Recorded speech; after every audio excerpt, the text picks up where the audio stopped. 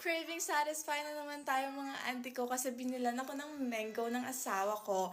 It's, sa Japanese store niya to nabili mga auntie ko, pero hindi siya Japanese mango. It's premium Mexican mango.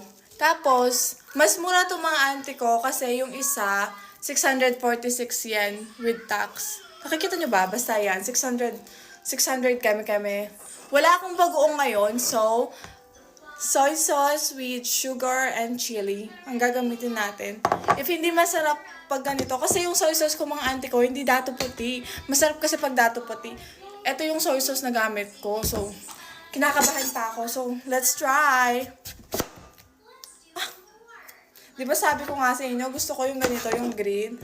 Tapos gusto ko yung maasim. Kaso, baka hindi naman maasim to. Kaya medyo kabado, 20 pa ako. Yan. Mga gusto ko talaga yung manghang, kaso tuyot na yung sili namin, wala nang fresh. Ang hirap kasi maghanap ng fresh.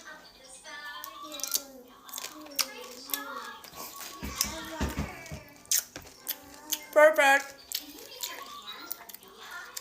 Soy sauce and mango.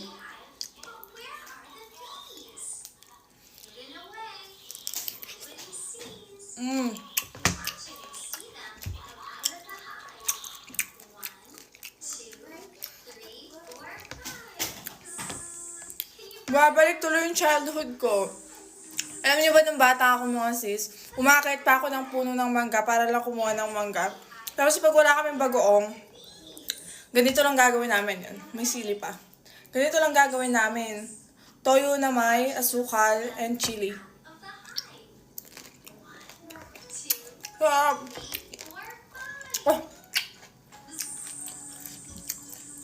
Manghang.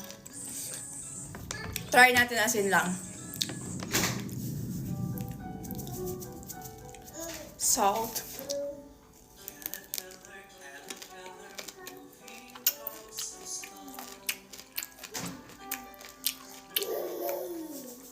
Narinig ko ba yung baby ko?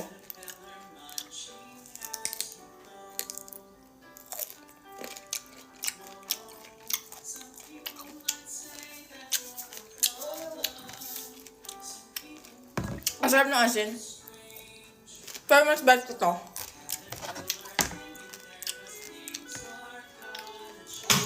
Hindi nyo makita. Baka matapon ko.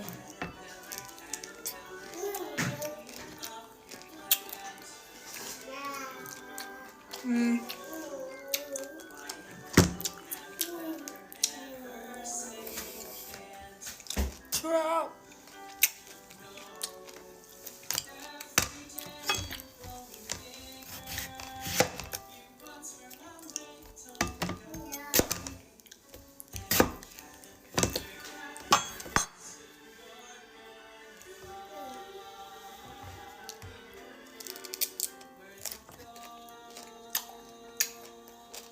Okay naman.